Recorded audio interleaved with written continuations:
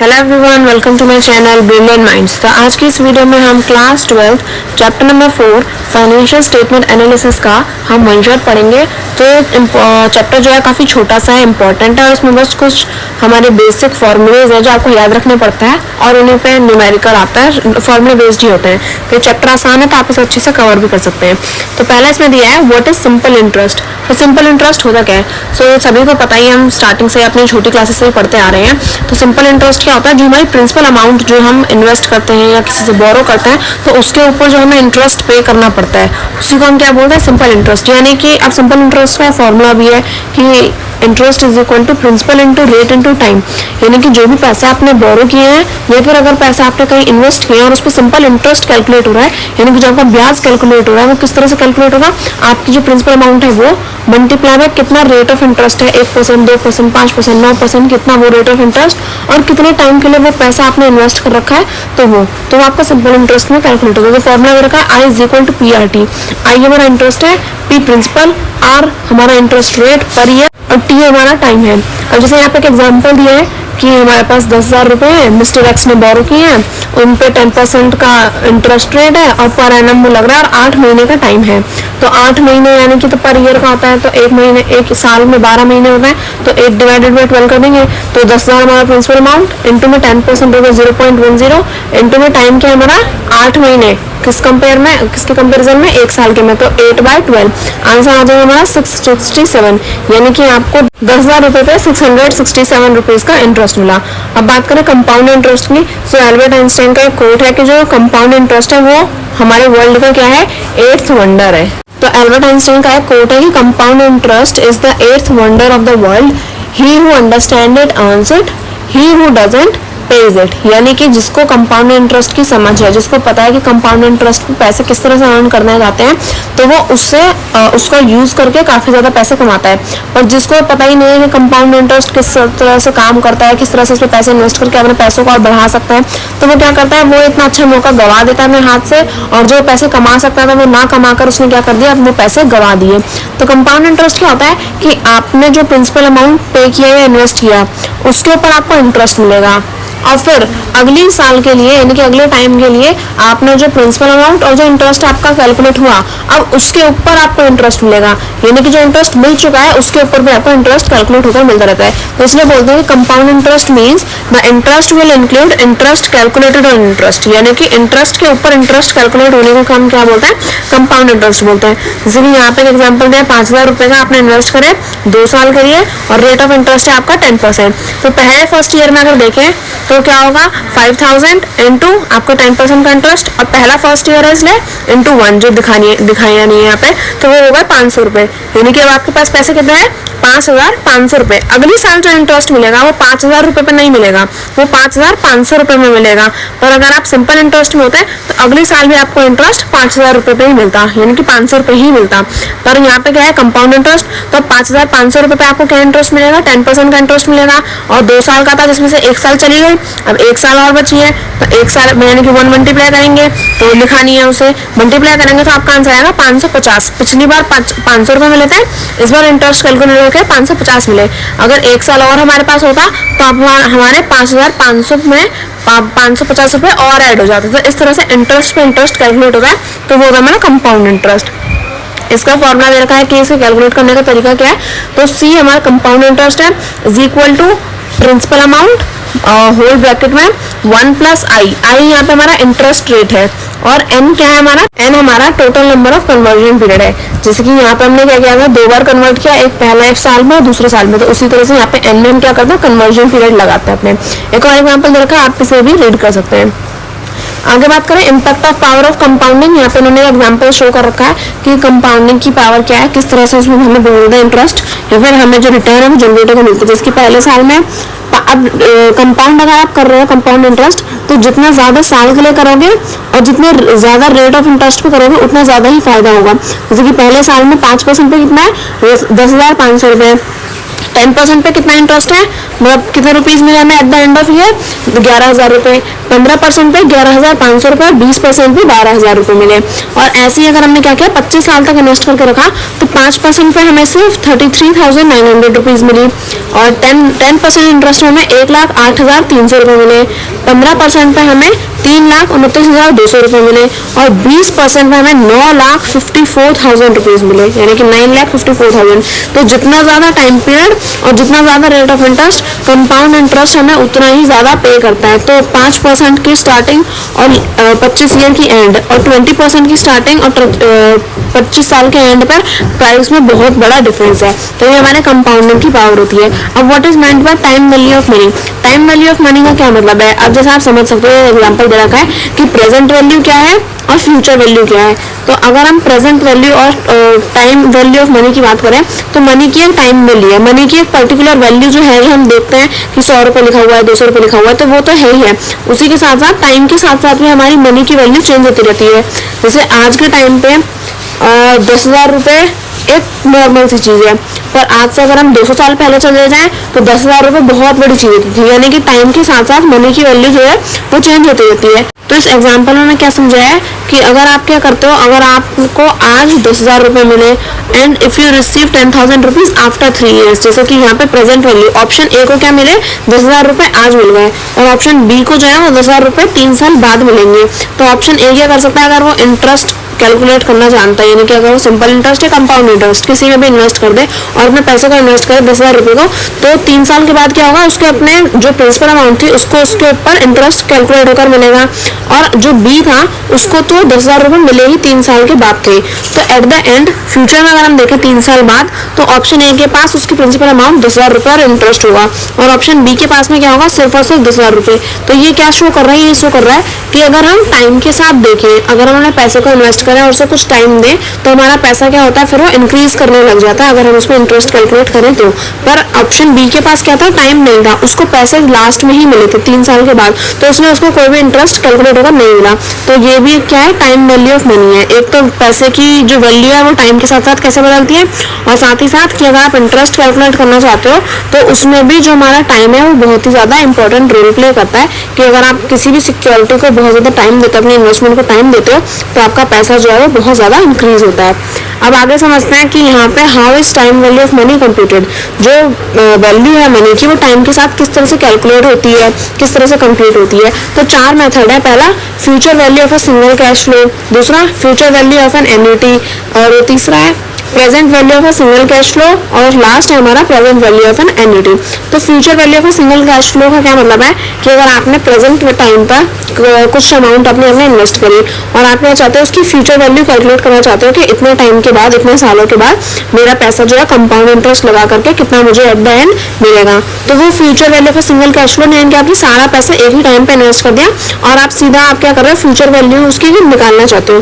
तो उसका फॉर्मूला क्या होता है, F V is equal to P V 1 plus R T, यानी कि future value is equal to present value जो आपने लगाई है वो 1 प्लस रेट ऑफ इंटरेस्ट और ब्रैकेट में इसकी पावर टी यानी कि टाइम पीरियड। तो इस फॉर्मूले से आप क्या कर सकते हो, अपनी वैल्यू निकाल सकते हो। तो ये तो होगा सिंगल कैश फ्लो कि जब आपने क्या किया, सारा पैसा एक ही बार में इन्वेस्ट कर दिया, तो आपकी वैल्यू इस तरह से आएगी फ्यूचर वैल्यू। पर जो future value of an annuity है उसमें क्या है कि आप क्या कर रहे हो, सारा पैसा एक बार में इन्वेस्ट ना कर करके यूनिफॉर्म कैश फ्लो कर रहे हो, यानी कि आपने एक पर्टिकुलर अमाउंट आप क्या करते हो, टाइम टू टाइम आप उसे इन्वेस्ट करते रहते हो। मान लो कि आप क्वार्टरली कर रहे हो या सेमी एनुअली कर रहे हो या एनुअली कर रहे हो, पर एक फिक्स्ड अमाउंट आप क्या कर रहे हो, यूनिफॉर्मली आप पे कर रहे हो, तो वो हमारा एन्युटी में आता है। तो उसका हम अगर हमें उसकी फ्यूचर वैल्यू निकालनी है तो वो किस तरह से निकालेंगे, तो उसका भी एक फॉर्मूला होता है, F B A is equal to C F 1 plus R T minus 1 plus C F 1 plus R T minus 2 और इसी तरह से प्लस सी एफ। तो इसका टोटल फॉर्मूला अगर हम समअप करें तो क्या होगा, C F bracket 1 plus R T minus 1 upon R. तो आप इसकी वैल्यू इस तरह से निकाल सकते हो। तो यहाँ पे जो सी एफ है उसका मतलब है कैश फ्लो। जो आप यूनिफॉर्म कैश फ्लो कर रहे हो ना, क्या पर्टिकुलरली जो हर बार सेम अमाउंट पे कर रहे हो, तो वो यहाँ पे आपको प्रिंसिपल अमाउंट अब आपकी एक नहीं होगी, अब आप बार बार पे कर रहे हो। तो जो यूनिफॉर्म अमाउंट आप पे कर रहे हो, मान लो आप 25,000 हर महीने आप पे करते हो, तो जो सी एफ होगा वो आपका 25,000 का होगा, तो वो आपको यहाँ पे लिखना पड़ेगा। उसी में से अब एक एग्जाम्पल दे रखा है कि मान लो आप क्या करते हो, डिपॉजिट करते हो अपने 3,000 रुपए एनुअली, हर साल आप 3,000 10,000 रुपये अपने बैंक में डिपॉजिट करते हो और ऐसा आप 5 सालों के लिए कर रहे हो और आपने उस पर रिटर्न जो है वो 10% का आपको है, तो उस पर आपको किस तरह से आपकी एन्युटी कैलकुलेट होकर मिलेगी। तो आपको सिर्फ और सिर्फ इसको इस वैल्यू में जो फॉर्मूला दे रखा है उसमें पुट करना है। CF आपका हो जाएगा 3,000 रुपये का, 1 प्लस रेट ऑफ इंटरेस्ट है आपका कितना 10% का, और टाइम पीरियड कितना है 5 साल का। तो देखो जैसे यहाँ पे फॉर्मूला दे रखा है एक बार T-1 यानी कि 5 - 1 4, फिर T-2 5 - 2 3। तो इस तरह से आप कैलकुलेट कर सकते हो, चाहो तो नीचे वाला फॉर्मूला भी लगा सकते हो। और उसको कैलकुलेट करने के बाद आपका आंसर क्या हो जाएगा 18,315। ये आपका क्या हो जाएगा टोटल आपको रिटर्न कैलकुलेट होकर मिल जाएगा। तो आपको समझ में आएगा। अब present value of a single cash flow क्या होती है। सो present value PV of the future sum FV to be received after a period T for which discounting is done at an interest rate of V is given by the equation। यानी कि present value of a single cash flow, single cash flow से आप यही समझोगे कि आपने क्या किया, अपना सारा का सारा पैसा एक ही बार में इन्वेस्ट कर दिया। और अगर एन्युटी की बात आती है तो आप यूनिफॉर्म अमाउंट में क्या करते हो, बार बार डिस्ट्रीब्यूट करते हो, मतलब इन्वेस्ट करते हो। Present value of a single cash flow क्या होती है कि देखो ये जो भी हमने निकाला था future value of a single cash flow, ये था कि आपने प्रेजेंट में अपने पैसे इन्वेस्ट करें और आपको फ्यूचर वैल्यू निकालनी है। पर इसका ठीक ऑपोजिट होता है हमारा present value of a single cash flow, यानी कि आपको जो फ्यूचर में इंटरेस्ट मिलेगा वो आपको ऑलरेडी पता है, पर आपको उसके लिए ये कैलकुलेट करना है कि इतना फ्यूचर में इंटरेस्ट लेने के लिए मुझे आज कितनी वैल्यू आपकी डिपॉजिट करानी पड़ेगी, कितनी वैल्यू आपको इन्वेस्ट करनी पड़ेगी। सो प्रेजेंट वैल्यू को हम यहाँ पे दो तरीके से डिस्ट्रीब्यूट करते हैं। पहला है डिस्क्रीट डिस्काउंटिंग और दूसरा है कंटिन्यूअस डिस्काउंटिंग। डिस्क्रीट का मतलब होता है कि जब हम क्या करते हैं टुकड़ों में कोई चीज करते हैं, कंटिन्यूअस है कि आप एक ही फ्लो में उस चीज को करे जा रहे हो। तो पहले केस में PV क्या दे रखा है, PV = FV divided by 1 + R की पावर T। यानी कि प्रेजेंट वैल्यू निकालने के लिए आपको पहले ही फ्यूचर वैल्यू पता होगी कि आपको जो फ्यूचर में जो इंटरेस्ट और आपकी जो अमाउंट है वो कैलकुलेट होकर इतनी मिल जाएगी। अब आपको उसको पे करने के लिए आज प्रेजेंट वैल्यू क्या देनी है। इसका एक एग्जांपल है कि present value of ₹5,000 payable 3 year hence if the interest rate is 10% per annum.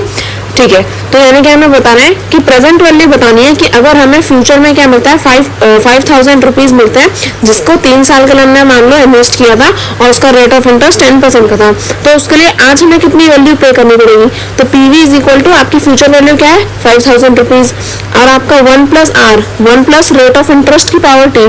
तो क्या 1 + रेट ऑफ इंटरेस्ट क्या आपका 10%, तो हो जाएगा 1.10 और टाइम पीरियड क्या था 3 साल का, तो इसकी पावर 3। अब इसको कैलकुलेट करोगे तो आपको पता चलेगा कि आपको अगर 5,000 रुपये फ्यूचर में कमाने हैं तो उसके लिए आज अगर आपको क्या करना पड़ेगा, जो प्रेजेंट वैल्यू है आपको 3,756 रुपये देनी पड़ेगी। उसके बाद आप क्या कर सकते हो डिस्क्रीट फॉर्म में अपने जो प्रेजेंट वैल्यू जो फ्यूचर का जो इंटरेस्ट है वो कैलकुलेट करवा पाओगे, उतना अमाउंट ऑफ फ्यूचर में रिसीव कर पाओगे। और अगर आपको क्या है कॉन्टिन्यूअस डिस्काउंटिंग मिलती है, तो कॉन्टिन्यूअस डिस्काउंटिंग का फॉर्मूला डिस्क्रीट वाले से अलग होता है। डिस्क्रीट का मतलब यानी कि आपको डिस्काउंट मिल रहा है पर कुछ टाइम में मिल रहा है, ऐसा नहीं कि वो आपको हर टाइम मिल रहा है या एक पर्टिकुलर यूनिफॉर्म फ्लो में मिल रहा है, ऐसा नहीं।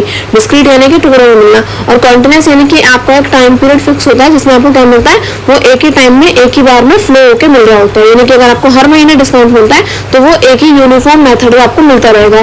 तो इसका फॉर्मूला क्या है PV = FV इंटू E की पावर RT। E हमारा यहाँ पे क्या है कांस्टेंट होता है, तो वो तो सभी को पता होता है E कांस्टेंट होता है, एक्सपोनेंशियल होता है हमारा E। तो उसकी वैल्यू दे रखी है कि जैसे मान लो आपको प्रेजेंट वैल्यू कैलकुलेट करनी है, अगर आपको क्या है फ्यूचर में आपको 10,000 रुपीज रिसीव होंगे, 2 साल के लिए आपने इन्वेस्ट किया था, कॉन्टिन्यूअस डिस्काउंट है इसलिए आपको अमाउंट ज्यादा मिलती है और आपका 10% का रेट ऑफ इंटरेस्ट था। तो प्रेजेंट वैल्यू क्या होगी, तो प्रेजेंट वैल्यू निकालने के लिए आप क्या करोगे, जो फ्यूचर वैल्यू है और इसका एक्सपोनेंशियल की वैल्यू होती है 3.14 और उसको अगर आप मल्टीप्लाई करोगे आपके रेट ऑफ इंटरेस्ट से, तो वो क्या था रेट ऑफ इंटरेस्ट है 10% का, टाइम पीरियड है 2 साल का, तो उसको मल्टीप्लाई करके आपकी वैल्यू क्या आ जाएगी 8,187। अब present value of an annuity क्या होती है, तो ये था सिंगल कैश फ्लो, यानी कि आपने क्या किया प्रेजेंट वैल्यू अगर आपको एक ही बार में सारे पैसे इन्वेस्ट करने हैं तो कितने इन्वेस्ट करने होंगे, ये तो हो गया। Present value of an annuity क्या होगी कि आपको फ्यूचर में जो पैसे मिलेंगे वो आपको पता है कि आपका रेट ऑफ इंटरेस्ट कैलकुलेट होगा, आपको फ्यूचर में इतने पैसे रिसीव होंगे। पर अगर आप क्या करना चाहो एन्युटी करा रहे हो, यानी कि आप उन्हें क्या कर रहे हो धीरे धीरे प्रेजेंट में इन्वेस्ट करोगे, तो प्रेजेंट में वो धीरे धीरे जो यूनिफॉर्म अमाउंट है वो आपको कितनी पे करनी पड़ेगी, तो present value of an annuity में आता है। पहला दिया है present value of an annuity is equal to future value 1 + rate of interest की power T - 1 divided by rate of interest की पावर 1 + R की पावर टी। तो ये फॉर्मूला आपको अच्छे से सारे याद होने चाहिए, क्योंकि फॉर्मूला बेस्ड ही हमारे क्या होता है, न्यूमेरिकल्स होता है, और इनमें से किसी एक आधे की वैल्यू आपको निकालनी पड़ती है। जैसे एग्जांपल दिया है कि प्रेजेंट वैल्यू निकालनी है जब हमें पता है कि हमें 2000 रुपये रिसीव होंगे at the end of each year of 3 continuous year, यानी कि हमें हमारा कॉन्टिन्यूस 3 साल का क्या होगा, हमारी इन्वेस्टमेंट होगी, जिसमें हमें फ्यूचर में क्या मिलेंगे, 2000 रुपये रिसीव होंगे। तो उसके लिए प्रेजेंट वैल्यू क्या होगी, जो हम एनुअलिटी में पे करेंगे, यानी कि धीरे धीरे करके पे करेंगे। तो फॉर्मूले में वैल्यू पुट करोगे तो आपकी फ्यूचर वैल्यू क्या है, 2000 रुपीज, और आपका रेट ऑफ इंटरेस्ट यहाँ पे सेम ही रहेगा, 10% का रहेगा। तो उसको आप वैल्यू में डालोगे, रेट ऑफ इंटरेस्ट की जगह 1.0 डालोगे, तो 1 प्लस आर है, तो 1 प्लस 0.1 करोगे तो क्या आ जाएगा, 1 प्लस 1.10। उसके बाद यहाँ पे मल्टीप्लाई करने पे आपका आंसर क्या आ जाएगा, 4973। तो यानी कि आपको अमाउंट यहाँ पे 3 सालों के लिए जो एनुअलिटी में पे करनी पड़ेगी वो होगी आपकी 4973। फॉर्मूले बेस्ड सारे क्वेश्चन आएंगे, तो फॉर्मूले आपको सारे अच्छे से याद होने चाहिए। अब what is effective annual return? Effective annual return क्या होता है?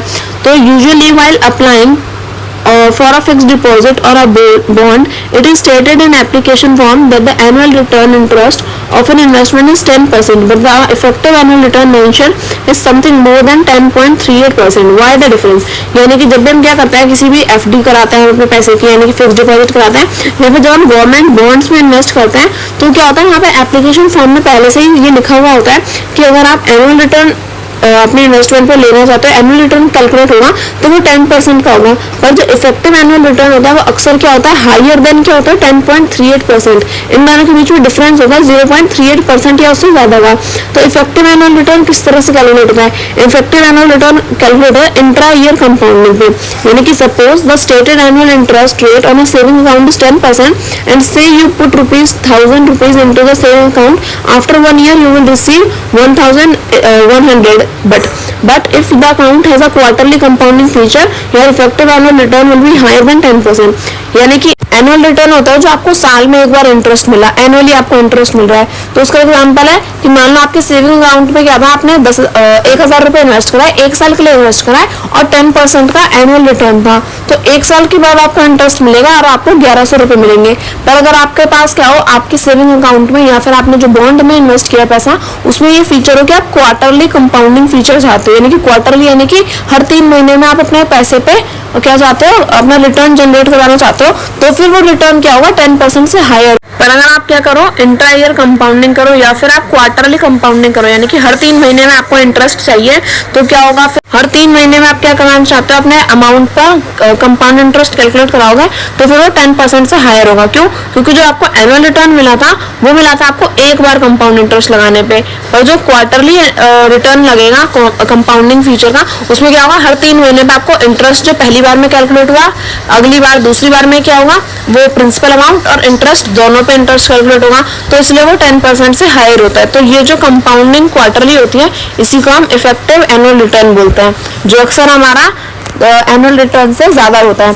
कि जैसे यहाँ पे हमें क्या मिले थे, रेट ऑफ इंटरेस्ट हमारा 100 रुपये मिले थे हमें 1 साल के बाद, पर यहाँ पे अगर हम कैलकुलेट करेंगे तो 4 बार कैलकुलेट होता है इंटरेस्ट, तो वो 100 रुपये से ज्यादा कैलकुलेट होगा। तो वही हमारा क्वार्टरली कंपाउंडिंग फीचर हमें इफेक्टिव एनुअल रिटर्न प्रोवाइड कराता है। तो आई होप आपको समझ में आएगा। इसी की वजह से क्या होता है, जो एनुअल रिटर्न कैलकुलेट होकर मिलता है वो होता है 10% का, और जो हमारा इफेक्टिव एनुअल रिटर्न है वो 10.38% का होता है। तो इसलिए उसमें 0.38% का डिफरेंस रहता है। तो आई होप आपको समझ में आया होगा। अब how to go about systematically analysing a company. अगर हमें से किसी कंपनी में इन्वेस्ट करना है, अब चाहे हम उस पर सिंपल इंटरेस्ट ले, कंपाउंड इंटरेस्ट ले, वो हमारी मर्जी है, पर किसी भी एक अच्छी कंपनी में इन्वेस्ट करने के लिए हमें क्या करना पड़ता है, कुछ सिस्टमेटिक वे में उस कंपनी को एनालाइज करना पड़ता है।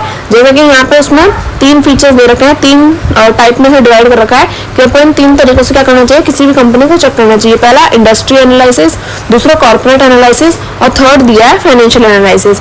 यानी कि अगर आप किसी भी स्टॉक में, किसी भी सिक्योरिटी में इन्वेस्ट करना चाहते हो, तो आप क्या करो, सबसे पहले इंडस्ट्री को एनालाइज करो, यानी कि वो पर्टिकुलर इंडस्ट्री फ्यूचर में किस तरह से चलने वाली है। जैसा अब अगर हम समझे तो अभी जो है इलेक्ट्रॉनिक्स जो है बहुत अच्छे से ग्रो करेगी, या फिर जो एआई है, इन सब की जो इंडस्ट्रीज है बहुत अच्छे से ग्रो करेंगे। क्यों? क्योंकि हमें दिख रहा है कि फ्यूचर में इनका स्कोप ज्यादा है, सारी चीजें इलेक्ट्रॉनिक फॉर्म में है, तो ये इनका भी बहुत अच्छे से यूज होगा। नेट हम बहुत यूज करते हैं तो उसके लिए इलेक्ट्रिसिटी की बहुत यूज पड़ती है, तो ये सारी इंडस्ट्री जो है जो इलेक्ट्रिसिटी से रिलेटेड है, जैसे कि हमारी जो पावर कंपनी हो गई, या हाइड्रो इलेक्ट्रिक पावर जो है उनका भी बहुत यूज होता है, तो वो हो गई, या फिर जो हमारी टाटा पावर कंपनी है, एनटीपीसी है, तो ये सारी इंडस्ट्री हमारी इलेक्ट्रिसिटी से रिलेटेड है। तो हम ऐसा कह सकते हैं कि ये इंडस्ट्री क्या है, इसका फ्यूचर में ग्रोथ क्या है, काफी ज्यादा है। तो इस तरह से हमें एनालाइज करना होता है। तो ये होता है इंडस्ट्री का एनालिसिस।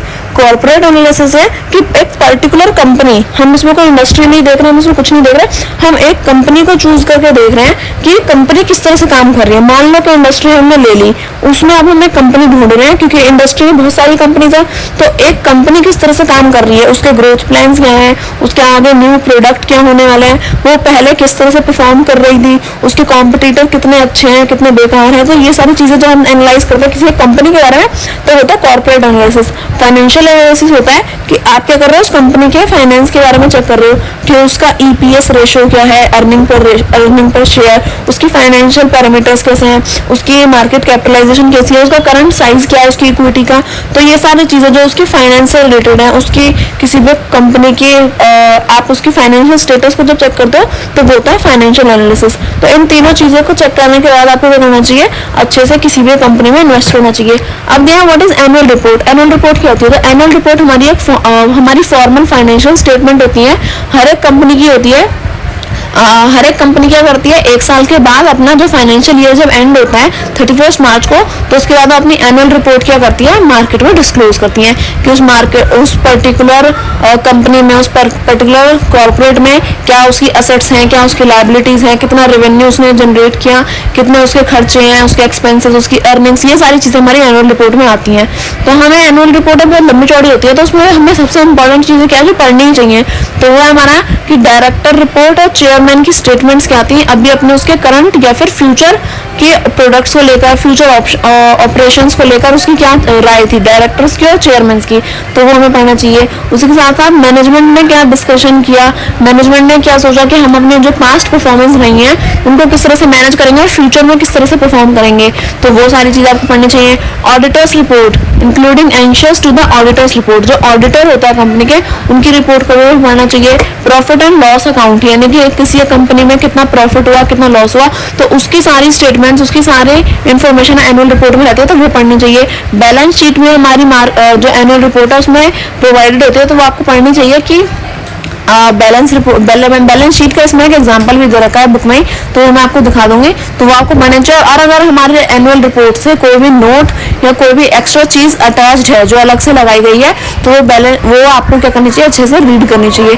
अब यहाँ पे हमें दिया है कि what do the sources of funds represent, जो हमारे सोर्सेज ऑफ फंड्स हैं ये क्या रिप्रेजेंट करते हैं। जैसे पहला दिया है शेयर होल्डर्स फंड्स, यानी कि अगर हमने देखा कि हाँ हमारी कंपनी में हमने देखा कि हमारे शेयर होल्डर्स के पास इतने फंड्स हैं, तो हम क्या समझते हैं उससे कि जो हमारी कंपनी के जो शेयर होल्डर्स हैं, तो यानी कि वो क्या है, हमारी कंपनी के ओनर हैं, तो एज कंपेयर हम ऐसा कह सकते हैं कि वो क्या हमारी नेटवर्थ है, यानी कि is the fund coming from the owner of a company and loan fund is the fund borrowed from the outsiders, यानी कि अगर हमारे शेयर होल्डर्स हमारी कंपनी को फंड प्रोवाइड कर रहे हैं, तो वो क्या हो गया कि ओनर ऑफ द कंपनी ही क्या कर रहा है, अपनी कंपनी को आगे बढ़ा रहे हैं। पर अगर हमने क्या देखा, लोन फंड अगर वहां पे लिखा हुआ है, तो उसका मतलब क्या होता है कि लोन फंड का मतलब होता है कि जब हम क्या कर रहे हैं, कंपनी को ग्रो करने के लिए आउटसाइडर्स से, यानी कि बाहर के लोगों से अपने पैसे को कलेक्ट कर रहे हैं, बोरो कर रहे हैं, ताकि हम क्या कर सके, कंपनी को रन कर सकें। तो ये दोनों में डिफरेंस होता है। और इक्विटी कैपिटल और प्रेफरेंशियल कैपिटल क्या होता है? इक्विटी कैपिटल होता है कि अगर आपने क्या किया, जो शेयर कैपिटल है, यानी कि जो कंपनी के ओनर्स होते हैं उनके कैपिटल क्या हो गया, हमारी इक्विटी कैपिटल। पर प्रेफरेंशियल जो हमारे शेयर होल्डर्स वोट होते हैं, वो क्या होता है, वो सिर्फ ऐसा अपना इंटरेस्ट जनरेट कराने के लिए वो इन्वेस्ट करते हैं, क्योंकि उन्हें ना तो ज्यादा रिस्क लेना है ना कुछ, तो उन्हें ना तो प्रॉफिट से लेना है कंपनी के, ना लॉस से, उन्हें सिर्फ अपनी अमाउंट होनी चाहिए। तो प्रेफरेंशियल कैपिटल हम कह सकते हैं कि ऐसे लोग जो क्या करते हैं, सिर्फ और सिर्फ डिविडेंड के लिए आते हैं, तो उनकी कैपिटल हमारी किसी कुछ खास काम की होती नहीं है। हमारी कैपिटल जो काम की होती है वो होती है हमारी इक्विटी कैपिटल। तो अब डिफरेंस देख लेते हैं between equity share holders and preferential share holders में। तो इक्विटी शेयर होल्डर्स ऑब्वियसली बात है, ये हमारे क्या होता है, ओनर ऑफ द कंपनी होते हैं। ये वो शेयर होल्डर्स होते हैं जो क्या है, कंपनी के ओनर कहलाएंगे। पर प्रेफरेंशियल शेयर्स कौन होता है? ये हम ऐसा कह सकते हैं कि इनके पास कंपनी के शेयर्स तो होते हैं पर ये ओनर नहीं होते कंपनी के। ये सिर्फ और सिर्फ क्या करते हैं, कंपनी की जो फाइनेंशियल स्टेटस है उसका तो इनसे कोई लेना देना कुछ खास है ही नहीं। इनको क्या चाहिए, अपना जो भी इनका कैपिटल है वो इनको मिलता रहता है, तो अपने उस कैपिटल को एंजॉय करते हैं। तो ये वो हो गए। अब डिफरेंस दे रखा है between equity share holders and preferential share holders में कि ऑथराइज कैपिटल क्या होता है, मैक्सिमम कैपिटल जो कंपनी क्या कर सके, ऑथराइज कर सके कि उसको ये कैपिटल रेज करनी है। इशूड कैपिटल होती है कि जो ऑथराइज कैपिटल है उसमें से आप कितनी ऑफर कर रहे हो, कंपनी कितनी ऑफर कर रही है कि लोग क्या करें, उस कंपनी उस सिक्योरिटी को उसको सब्सक्राइब करें। तो यानी कंपनी कितनी इशू कर रही है पब्लिक में अपनी सिक्योरिटीज कि वो इसको सब्सक्राइब कर सके पब्लिक। सब्सक्राइब कैपिटल है कि कितने लोगों ने क्या किया, उस इशूड कैपिटल में जो कैपिटल इशू की गई थी उसको पब्लिक ने क्या किया, एक्सेप्ट किया। Called up capital is a part of subscribed capital which has been called up by the company for payment. यानी कि वो पेमेंट है, ये वो कैपिटल है कि कंपनी ने क्या किया था, सब्सक्राइब करवाया था, उसके बाद ये इसकी जरूरत हमें तब पड़ती है कि जब हमें हमारा काम हो गया पर हमें और कैपिटल की जरूरत कर रही है, तो हमने क्या किया, लोगों को बता करके यानी कि लोगों यानी कि अपनी कंपनी के मेंबर्स को बता करके हमने वो पैसे मंगा लिए, तो वो हो गया हमारी called up capital. Paid up capital refer करती है कि जो क्या है, refer to the part of called up capital which has been actually paid by the shareholders. यानी कि पेड अप कैपिटल वो है कि जो शेयर होल्डर्स ने जो कैपिटल पे कर दी है उसको अगर हम यूज कर रहे हैं तो वो वही पेड अप कैपिटल होगी। अब सिक्योर्ड एंड अनसिक्योर्ड लोन्स क्या होते हैं, ये है कि सिक्योर्ड लोन्स क्या है, जैसे हमने किसी बैंक से ले लिए, तो इस तरह के जो वेरीफाइड ऑथराइज्ड इंस्टीट्यूट है, जब हम वहां से लोन लेते हैं तो वो होते हैं सिक्योर्ड लोन्स। अनसिक्योर्ड लोन्स क्या होंगे कि जब हमने जैसे अपने रिलेटिव से ले लिए या रिलेटिव्स ने हमसे ले लिए, अब उन्होंने हमारा लोन नहीं चुकाया तो वो क्या होगा, वो तो अनसिक्योर्ड हो गया। या हमने किसी को जैसे आमतौर पर लोग अपने आसपास के लोगों से ब्याज मांग ले, सॉरी लोन मांग लेगा, तो वो क्या करें, अगर वो बैंक से ज्यादा इंटरेस्ट पे करवाएं, जैसे कि मान लो कि लोगों को बैंक के पास जाने में डर लगता है क्योंकि उन्हें लगता है कि पेपर वर्क बहुत ज्यादा है, पेपर वर्क उनसे होगा नहीं, तो वो क्या करेंगे, अपने आसपास रिश्तेदारों से मांग लेंगे। तो रिश्तेदार उनसे क्या करेंगे, मान लो अगर उन्होंने कहा कि हम तो 3% का इंटरेस्ट लेंगे ब्याज और बैंक वाला ले रहा हो मान लो 2% का, तो वो क्या करेंगे, वो राजी हो जाएंगे, हाँ कौन पेपर वर्क में लफड़े में पड़े, आप 3% पे ले लो। तो अब उन्होंने वो पे कर दिया या उन्होंने ज्यादा मांगने लग गए, तो वो क्या है, वो सारे जो इस तरह के जो नॉन वेरीफाइड जगह से आप लोन लेते हो वो होता है अनसिक्योर्ड लोन्स। तो आगे आपको समझ में आया होगा। यहाँ पे difference between secured loans and unsecured loans दे रखा है कि fixed asset, investment, current asset, loan advances, miscellaneous expenditure and losses. इसमें क्या दिया कि जो हमारे फिक्स्ड एसेट होते हैं वो हमारे क्या हो सकता है, हमें सिक्योर्ड लोन्स बोल सकते हैं। क्यों? क्योंकि हमने फिक्स कर दिया, बैंक को मुझके पैसे मिल गए तो वो फिक्स्ड है, वो वहाँ पे सिक्योर है, तो बैंक का उसे यूज कर सकता है, तो वो होगा सिक्योर्ड लोन। इन्वेस्टमेंट जो हम फाइनेंशियल सिक्योरिटीज के अंदर करते हैं वो शॉर्ट टर्म होती है, लॉन्ग टर्म होती है, तो वो दोनों ही तरह की हो सकती है। तो इन्वेस्टमेंट भी हमारी लोन्स के अंदर ही आती है। ऐसा हम कह सकते हैं कि हमने क्या किया, हमने दूसरी पार्टी को लोन ले लिया, ऐसा मान लो कि हमने उसे पैसे दे दिए ना, तो इस तरह से हमसे वो सिर्फ ऐसा अज्यूम कर सकते हैं। तो इस तरह की ये बातें यहाँ पे लिखी हुई हैं। अब जो इसमें इंपॉर्टेंट टर्म्स है वो मैं आपको बता देती हूँ, क्योंकि ये सारी चीज़ें तो अगर आप रीड करोगे तो वो भी आपको समझ में आ जाएगा। और जो इंपॉर्टेंट टॉपिक है जैसे रेशियो एनालिसिस एक बहुत ही इंपॉर्टेंट टॉपिक है इस चैप्टर का, जिसमें से most of the questions numerical based आते हैं और ये न्यूमेरिक्स ही है, तो न्यूमेरिकल्स आएंगे यहाँ से, तो ये इंपॉर्टेंट है। रेशियो एनालिसिस क्या करता है कि हमारा स्टैटिस्टिक्स, हमारा नहीं, जो कंपनी है, जो कॉर्पोरेट है, उसका स्टैटिस्टिक्स देखता है, उसका डेटा देखता है कि किस तरह से कंपनी ग्रो कर रही है, क्या उसकी फाइनेंशियल स्टेटस है, क्या उसकी फाइनेंशियल स्टेटमेंट्स हैं, क्या उसके पास टूल्स हैं, किस तरह से वो काम कर रही है, किस तरह से परफॉर्म कर रही है। तो वो सारी चीज़ें हमारे रेशियो एनालिसिस से क्लासीफाई कर है। रेशियो एनालिसिस हमारे 3 ग्रुप में क्लासिफाइड है। पहला लिक्विड रेशियो, दूसरा लीवरेज कैपिटल रेशियो और थर्ड प्रॉफिटेबिलिटी रेशियो। तो लिक्विड रेशियो क्या करता है, लिक्विड रेशियो यहाँ पे इसकी जो खासियत है वो ये है कि ये क्या करता है, फाइनेंशियल ऑब्लिगेशंस को मीट कराता है, यानी कि लेस देन 1 ईयर के अंदर अंदर ही क्या करता है, कैश फ्लो बहुत अच्छा कराता है, यानी कि कैश फ्लो अच्छा रखता है अपने कंपनी का। तो इसमें भी 3 सब पार्ट है, current ratio, asset test ratio, turnover ratio. तो ये करंट रेशियो यहाँ पे दे रखा है कि आपके जो करंट एसेट्स हैं डिवाइडेड बाय आपके जो करंट लायबिलिटीज हैं, तो वो आपको करंट रेशियो बता देगा। एसेट टेस्ट रेशियो है कि आपके पास जो क्विक एसेट्स हैं, क्विक एसेट्स को हम कैसे डिफाइन करते हैं, जो आपके पास करंट एसेट्स हैं excluding inventories and prepaid expenses, यानी कि अगर आप अपने इन्वेंट्रीज और आपके जो प्रीपेड एक्सपेंसेस है, अपने खर्चों को अलग कर दो अपने एसेट्स में से, भले ही वो आपका एसेट है ना, जैसे मान लो कि आपने एक कार खरीदी, तो आपने वो कार खरीद ली, अब आप उसको आप बिजनेस करने वाले हो, तो माना कि वो कार हमारे बिजनेस में ही काम आएगी, वो असेट है हमारे लिए, पर जब आपने उसे खरीदा तो आपको कुछ पैसे तो गए ना, तो वो एक्सपेंसेस अगर आप हटा दो, उस तरह के एक्सपेंसेस अगर आप हटा दो अपने करंट असेट्स में से, तो वो क्विक असेट होते हैं। डिवाइड कर दोगे ना करंट लायबिलिटीज, जो आपकी लायबिलिटीज हैं, जो आपके लिए कह सकते हैं जो आपको रिटर्न जनरेट ना करके दे, आपका लॉस करके दे, उन लायबिलिटीज को डिवाइड कर दोगे तो आपको एसेट टेस्ट रेशियो आ जाएगा।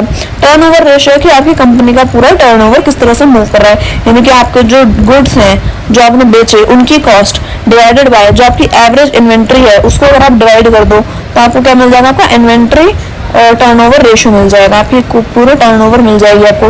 डेप्टर्स टर्नओवर रेशियो क्या होती है कि आपकी जो नेट क्रेडिट सेल्स हुई है, ये पूरे में ना रेशियोज जो है आपको बस इनके फॉर्मूले याद रखने हैं ताकि आप इन्हें कैलकुलेट कर सको। तो डेप्टर्स टर्नओवर रेशियो में क्या है, आप क्या करोगे कि जब नेट क्रेडिट सेल्स को डिवाइड कर दोगे एवरेज अकाउंट रिसीवेबल से, तो आपको क्या मिल जाएगा, डेप्टर्स टर्नओवर रेशियो मिल जाएगा।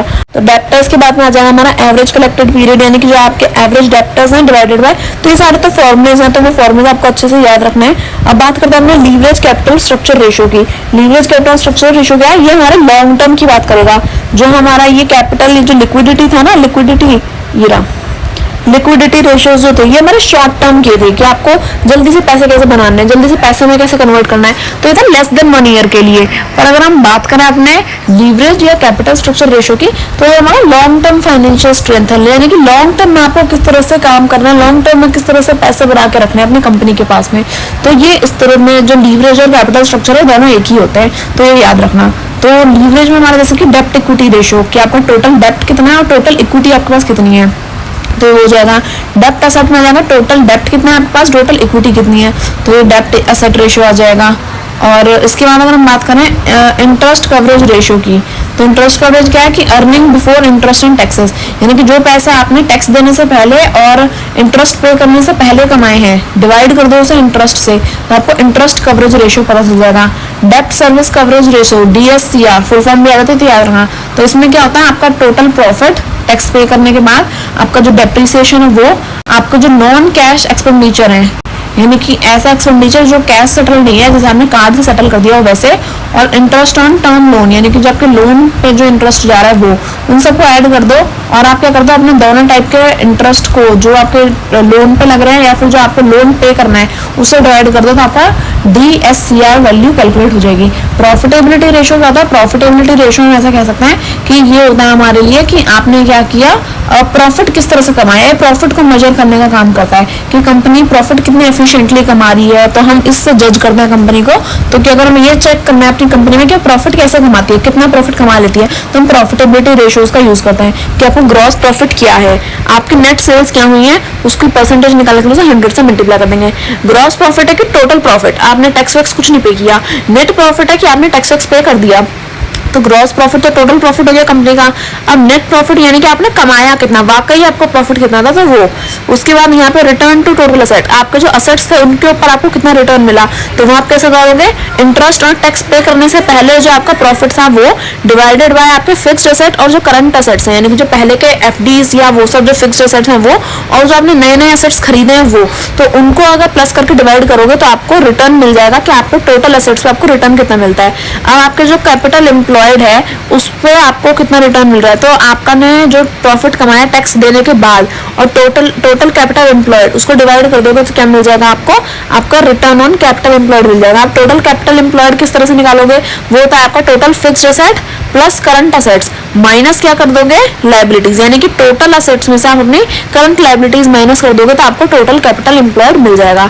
अब return on share holders equity, share holders की इक्विटी पे आप कितना रिटर्न जनरेट करते हो, तो आपका प्रॉफिट टैक्स पे करने के बाद डिवाइडेड बाय आपके जो शेयर होल्डर्स की इक्विटी है, शेयर होल्डर्स की जो नेटवर्थ है उसको अगर आप डिवाइड कर दोगे तो आपको आपका रिटर्न मिल जाएगा शेयर होल्डर्स की इक्विटी पे। तो इस तरह से कैलकुलेट होता है। अर्निंग पर शेयर क्या है कि आप अपने हर एक शेयर पे कितना पैसा कमा रहे हो, तो आपका जो प्रॉफिट अवेलेबल हो रहा है शेयर होल्डर्स के पास में उसे डिवाइड कर दो कि आपके पास कितने नंबर ऑफ शेयर्स हैं, तो आपको क्या आ जाएगा, EPS आ जाएगा, यानी कि इससे ये पता चलता है कि आपके हर एक शेयर पे जो कंपनी है वो कितना प्रॉफिट कमाती है। अब price earning ratio, P ratio क्या है कि मार्केट प्राइस पर शेयर, यानी कि आपका जो मार्केट प्राइस है, आपने जो भी शेयर मार्केट में दे रखा है तो उसका प्राइस जो मार्केट में है उसको अगर आप डिवाइड कर दो आपके EPS से, यानी कि जो आपने हर शेयर पर जो आप प्रॉफिट कमा रहे हो उससे, तो आपका अर्निंग पर रेशियो आ जाएगा। अब ऐसे ही यहाँ पे इन्होंने एक इलिस्ट्रेशन दे रखा है, बैलेंस शीट की एक फोटो दे रखी है कि बैलेंस शीट एक्चुअली में दिखती कैसे है। जैसे आपको एनुअल रिपोर्ट में पढ़नी थी ना बैलेंस शीट, तो 31 मार्च को ये सब क्या होती है, अनाउंस होती है, क्योंकि फाइनेंशियल ईयर उस दिन एंड हो जाता है। तो उसके लिए यहाँ पे बैलेंस शीट की हमें क्या दिया, फोटो दे रखे, तो आप देख सकते हो कि उसमें लायबिलिटीज, अमाउंट, असेट्स और उनके अमाउंट्स दे रखे होते हैं। तो लायबिलिटी की एक फोटो है। अब प्रॉफिट एंड लॉस अकाउंट हमें अपनी एनुअल रिपोर्ट में वो भी चेक करना होता है, तो उसमें भी दे रखा होता है कि आपके पर्टिकुलर्स क्या है, यानी कि आपकी ओपनिंग स्टॉक्स, आपकी परचेजेस, आपके वेजेस, सैलरी जो आप अपने एम्प्लॉयज को देते हो, आपका जो और खर्चे हैं वो सब, आपका ग्रॉस प्रॉफिट क्या होता है, तो ये सारी चीजें हमारे पर्टिकुलर्स में आती हैं। फिर उनकी अमाउंट आती है, और बाकी पर्टिकुलर्स में जैसे हमारे जो sales, closing stocks, gross profit, ये सारी चीजें आएंगी, तो और फिर उनकी अमाउंट आती है। तो इस तरह से हमारा प्रॉफिट एंड लॉस अकाउंट भी है। और ये सारा हमारे रेशियो दे रखे हैं, जिसमें बुक में एग्जांपल जो दिया था, मतलब ये बुक में ही लास्ट में एग्जांपल दे रखे हैं कि किस तरह से एग्जांपल्स में समझाया है कि किस तरह से कोई भी आप जो शेयर है, करंट रेशियो, क्विक रेशियो, इन्हें आप कैलकुलेट करोगे। तो इसी के साथ हमारा पूरा चैप्टर जो है वो कंप्लीट हो गया। आई होप मैंने आपको जो भी समझाया होगा वो सारा आपको अच्छे से समझ में आया होगा। फिर भी अगर आपको कोई डाउट है तो आप मेरे से कमेंट सेक्शन में पूछ सकते हैं। वीडियो अच्छी लगी तो प्लीज वीडियो को लाइक करना and subscribe to my channel. Thank you for watching.